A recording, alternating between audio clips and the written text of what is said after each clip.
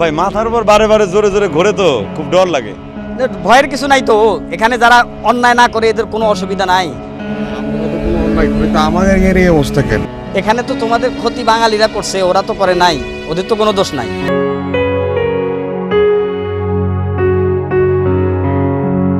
রশিদ, এই লোকটা মেয়ে মানুষ না পুষে মানুষ কিছুতে বোঝা যায় না রে। বাঁচছে কতদিন? 1898 সালে জন্ম আর মৃত্যু 1980। তাহলে কত বছর হইল রে? বুঝতে পারছো কত হলো রে? মেলা বছর বাঁচছে রে। বেঁচেছে গিয়ে ওই তো চাইনিজ ভাষায় লেখা। হ্যাঁ, বুঝতে পারতেছি না। চিন্তা করে দেখ, এই দেশে কবরস্থান কত পরিষ্কার পরিচ্ছন্ন। এগুলো পরিষ্কার করার জন্য বিদেশ থেকে লোক নিয়ে আসে। আর আমগো দেশে আমার বাপের কবরটা না জংলা দিয়ে ঢাকা, নিজে হাতে করে পরিষ্কার করে দেখিনি। তোর বাপের কবর তো জঙ্গল দিয়ে ঢাকা রয়েছে, কিন্তু আমার বাপের তো কবরই খুঁজে পাওয়া যায় না। কই যে ছিল, এখন ভেড়া বকরি ছাগল সেনে চরে। তবে আমি বুঝছিস একটা চিন্তা করছি, টাকা পয়সা যদি আমি ঠিক মতো কামাই রোজগার করতে পারি, দেশে যায় আব্বার কবরটা খুঁজে বাঁধামো। তোমরা কি বাঙালি? বাংলাদেশ থেকে এসেছো? রুবিল ভাই না? হ্যাঁ। রুবিল ভাই, হ্যাঁ আপনি ওই যে টঙ্গী গার্মেন্টসে মাল সাপ্লাই দিতেন না? হ্যাঁ। আমার চিনতে পারেন না? আমি সিকান্দার। সিকান্দার? আপনি এই দেশে থাকেন? হ্যাঁ। কতদিন হয়েছেন? তো 3-4 বছর হয়ে গেল।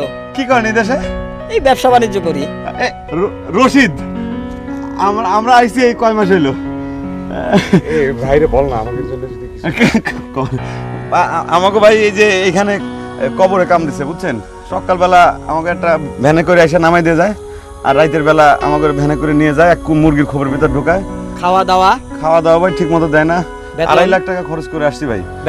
বেতন দেয় না ঠিক মতো ভাই। খুবই কষ্টে আছি, আমরা খুবই কষ্টে আছি ভাই।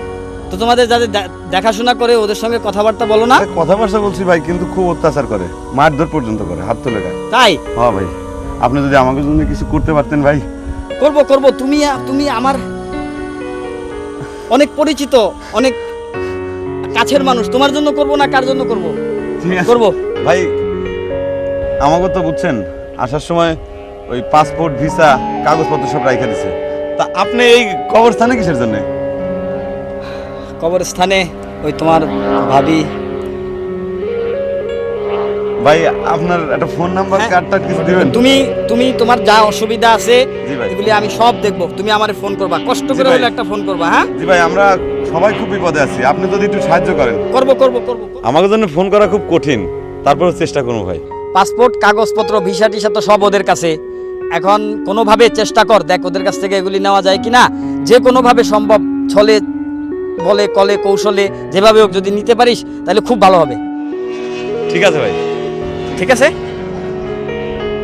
ভাই মাথার উপর বারে বারে জোরে জোরে ঘোরে তো খুব ডর লাগে। ভয়ের কিছু নাই তো, এখানে যারা অন্যায় না করে এদের কোনো অসুবিধা নাই। আমাদের এই অবস্থা কেন? এখানে তো তোমাদের ক্ষতি বাঙালিরা করছে, ওরা তো করে নাই, ওদের তো কোনো দোষ নাই।